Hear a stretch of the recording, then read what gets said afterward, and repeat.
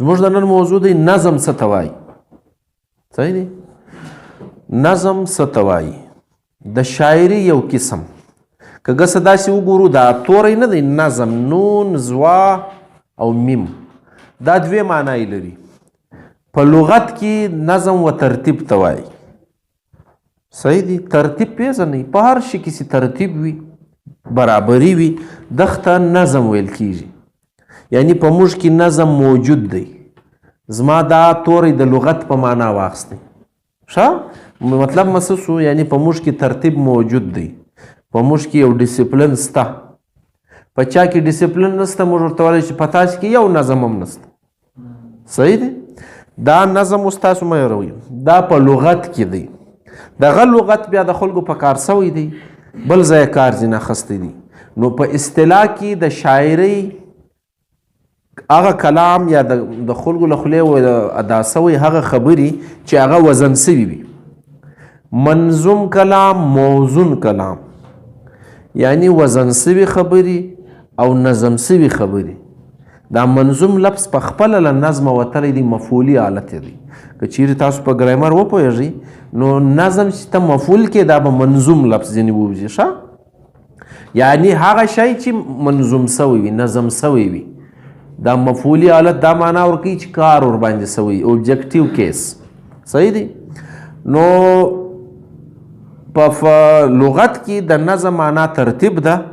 کله نه پس چاته په بې ترتیبي او ترتیب باندې لغت کار واستئ نو تاسو دا ویلی شئ چې په تاسو کې نظم سته، په تاسو کې نظم نسته.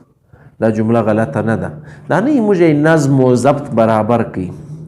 د ضبط و نبط نظم یوه معنا ده، ترتیب سره سم کوي، ژوند کې یو ډیسپلین راولي. ښه نظم وایي و ترتیب ته. دا ما ترتیب درو شو. د نظم اصطلاح موږ وایو، موږ اصطلاح کې نظم و شاعري ته وایي. هغه کلام چې وزن سوی وي. شاعران هر توری اسمیري. ما بله ورځ پر دغه باندې بورډ باندې نظم درته مات کړی و، د رحمت شاه سایل صاحب غزل مې درته ماته کړی و. په دې کې د یوه سیلاب گنجایش هم نسته چې زیات توری زیات کړي. یو سیلاب څه دی؟ دا نه ځایږي. دا د شاعري کلام دی. اوس نو د شاعرانو د دې دپاره قسم قسم اوزان ټاکلي دي. لیکوالانو، څېړونکو، نقادانو دې ته قسم قسم پیمانې ایښي دي. یعنی سیر دی، سوا سیر دی، یو نیم سیر دی، پاو کم دوه سیر، دوه سیر، نیم سیر، پاو، دا ګډ شته. اوس نو که های خوا ګورې کې دوه ګورې دا ټول په نظم کې راځي. مقصد چې قسمونه یې ډېر دي. وینې قسمونه به هم در وښیم هر یو جلا جلا چې دا قسم دی. پر بورډ به در وښیم. یا که تا شاعري کوله که د ویله په پوهېږې به فن به دې زده وي چې یاره دا شعرونه دا رنګه جوړ سوي. نو د نظم په قسم چې ولد شوی بیا سړي ته پریشاني نه جوړېږي. نو شاعرانو هره خبر چې ده دا تللی وي، دغه ته نظم ویل کېږي. زه مثال در کوم. دا زما زړه که تصویر د لالهزار دی، راتېر سوی د خالونو په بازار دی. دا به اوس وسمیرو. دا زما زړه که تصویر د لالهزار دی، دا د 12 سیلابه پر وزن باندې جوړه سوې ده. اوله مصره. اوس شاعر و دې ته اړ دی چې دا ټول نظم معنا ترتیب به کې ساتي. لغت کار دلته هم روان سو. دی به دا ټول شعر دا رنګه جوړوي، دا ټول غزل به داسې جوړوي. را تیر سوی د خالونو په بازار دی. یو حرف گنجایش نسته چې دی به زیاتوب وکړي. بیا خلک پر خاندي، بلکې په شعر رنګه ویل کېږي هم نه. رحمان بابا وایي په شایست زما د یار نه دی خبر څوک، که خبر سی پرې به نږدي دغه در څوک.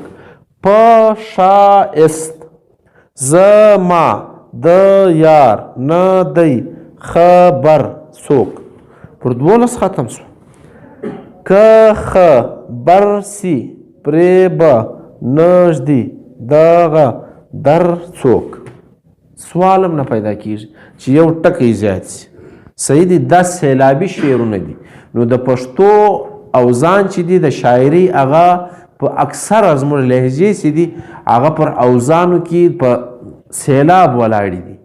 که چیرې موږ دغه ته واوړو عروضو ته، عروض بیا بل نه پیمانه ده، هغه هم د شاعري او د نظم پیمانه ده، لیکن هغه د پښتنو پر اوزانو نه فټ کیږي.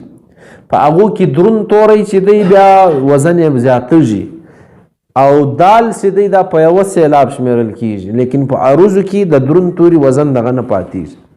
نو دوی وایي چې پښتانه چې څه نمونه اواز لري، څه نمونه خبرې کوي، نو دوی خپل ځان ته خپل اوزان ټاکلي دي، خپل شعرونه جوړي. نو په دا ترتیب باندې چې تاسې نظمونه وګورئ د پښتو نظم دغه رنګه وډل سوی دی. ځینې بیا په شعرونو کې ډېر استادان سي. اوس زه تاسو ته شعر وایم. خوشحال بابا وایي په 20 کاله کې دیګ زما د شعر په اور بار سو، په دا عمر مې پوخ کړي چې 80 کاله مې تللي. خوشحال بابا زما د شاعري دیګ سی دی، دا ما راواخیستی پر بور مکشې شوی په 20 کاله کې دیګ زما د شعر په اور بار سو. څه مطلب دی چې زما عمر 20 کاله دی، ما شاعري شروع کړه. ټیک سو، په دا عمر مې پوخ کړي چې 80 کاله مې تللي. دا دیګ څه ټیم را پوخ سو، دا شاعري مې څه ټیم په خس وه چې 80 کاله عمر مې دی. یعنی په 20 کاله کې مې شروع کړه، 80 ته چې راورسېدم دا د 40 کالو پس بیا زه سم شاعر سوم، اوس شعر جوړوی سم. یعنی ریاضت خو پېژنئ، پریکټس بار بار یو شی لیکل. نو دوی وایي که په ریاضت باندې دا شعر ته لیکې نو تاسو به شعرونه واورئ، هغه به برابر نه وي. خوشحال خپله وایي چې ما شعر له 20 کاله زه شروع کړی دی، چې سم سوی دی د دغه 80 کاله مو سوي، عمر مو 40 کاله مو شعر لیکلی دی، اوس برابر دی. نو د خوشحال بابا شعرونه چې تاسو وګورئ، د یار غم به په تنها صورت زغممه، دا بېدرد عالم به نه را خبرومه، له طبیبه خلک هیله د شفا کړي، زه خسته د خپل طبیب له لاسه یمه. یو سیلا فرق نشته. د خوشحال بابا غزل ده، یاره ته چې جدایي جدایي وایې، زه خوشحال د دې خبرې توان لرم، چې دا اوښکې مې غمازې د فراق دي، زه یې ځکه په ګریوان کې تویومه. خوشحال بابا رواني وګورئ، یعنی په نظم کې د ننه بل کمال چې شوي داسې توری به نه ادا کوي چې هغه ستا ژبه ودرئ. په دا کې اوس پوره غزل درته وویله، په دې کې یو ځای هم زه نه ودرېدم.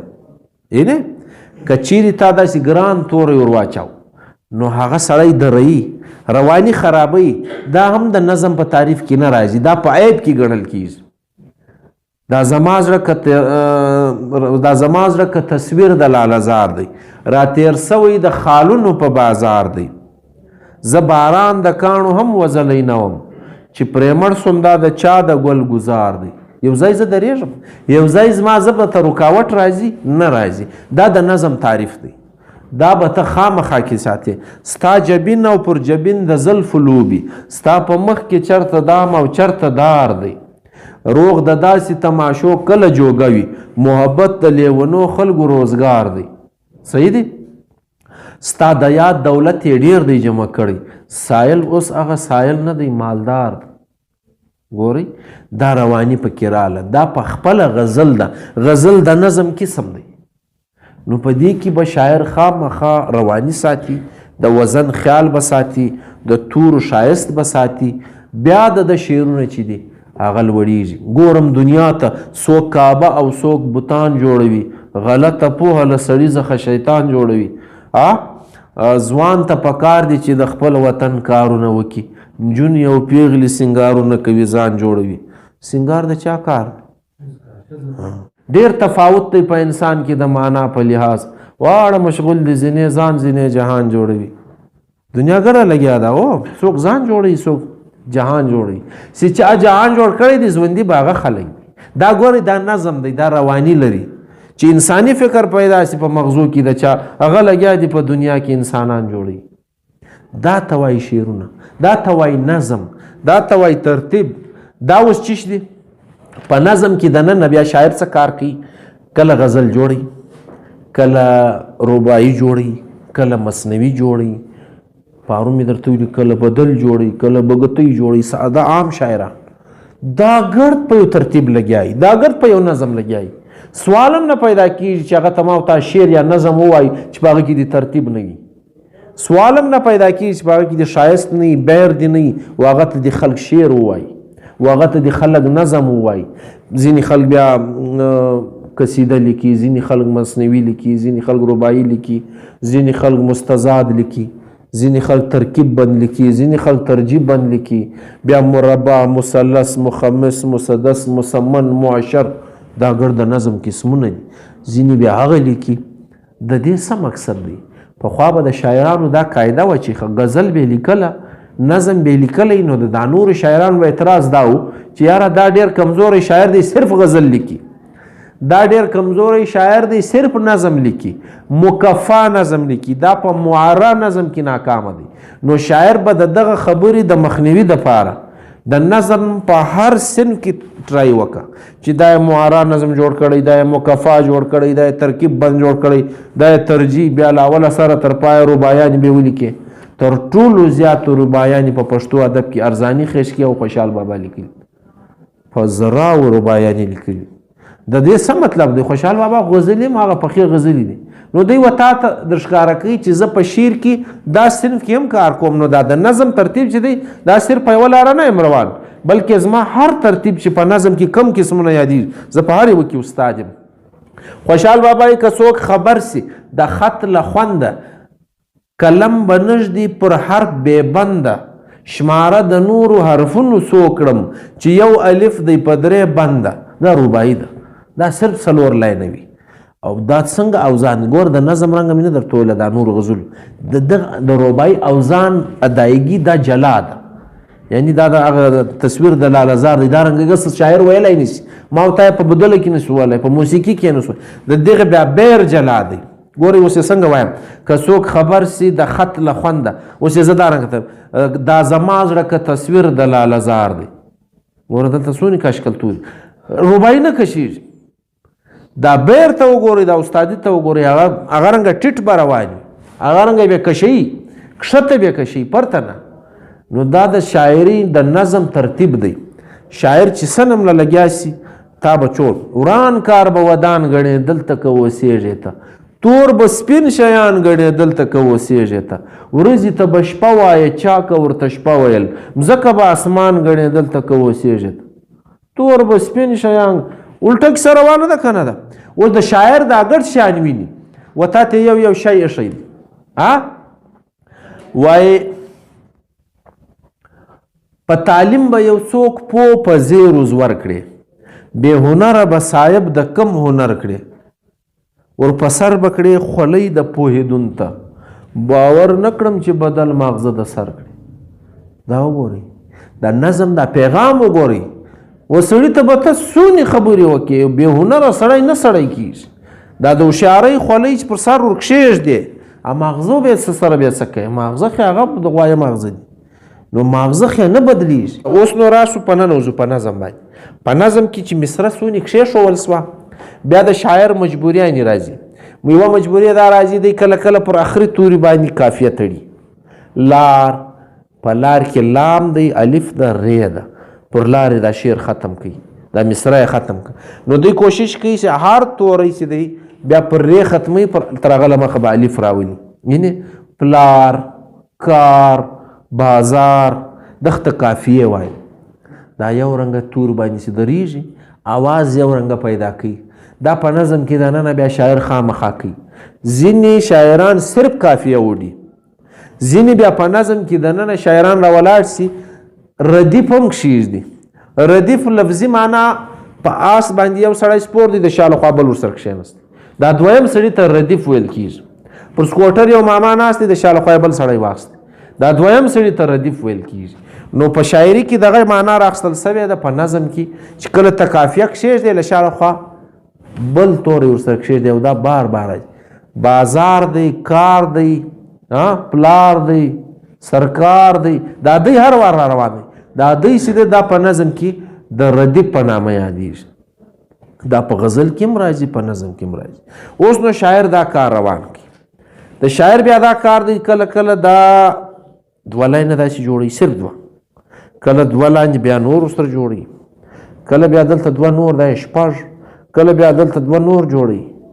دا د شاعر له مزاج سره تړلی چې دی دا خپله خبر په 100 بنده کې کوي. دا بند ته په انګریزي کې سټینزا وایي. نو فرق د شعر نسته، د نظم ټول دنیا یو دی. نو د شاعر پیغام تا ته په 100 بنده کې در رسیږي، دی خپله خبر ښه اوس نو دا بندونو ته کله کله شاعر 2 لاینه ږدي، کله 3 لاینه ږدي، کله 4 لاینه په یوه بند کې ږدي، کله 5 ږدي. ما د قومي ترانې خبره ځکه درته وکړه. کله 6 ږدي، کله 8 ږدي، کله 10 ږدي.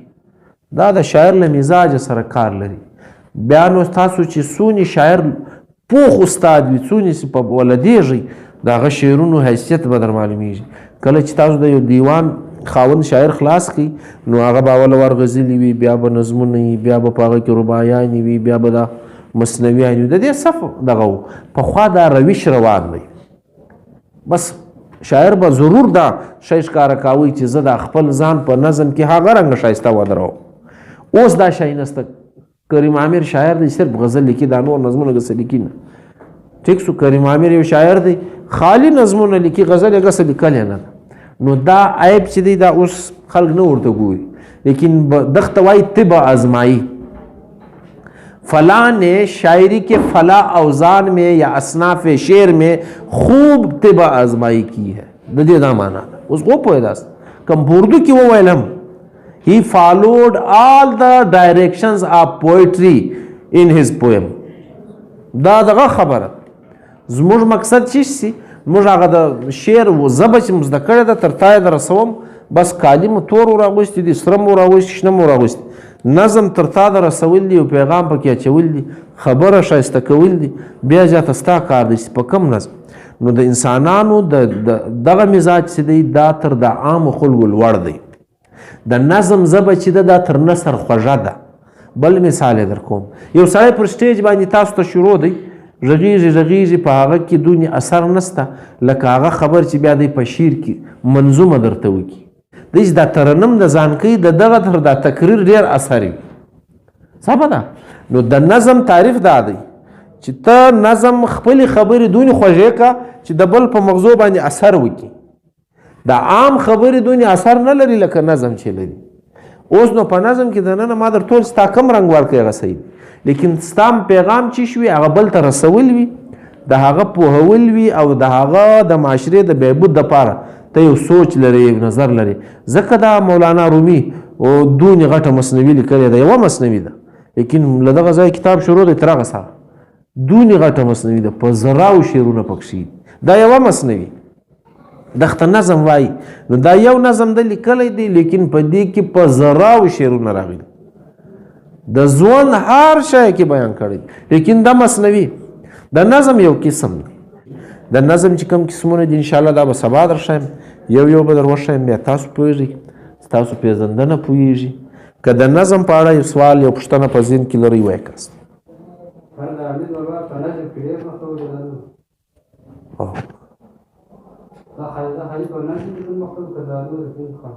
بس لیکلی نظم دی، د حمید بابا بل شی نسته، ټول نظم دی. یعنی غزل یې لیکلي دي، شعرونه یې لیکلي دي.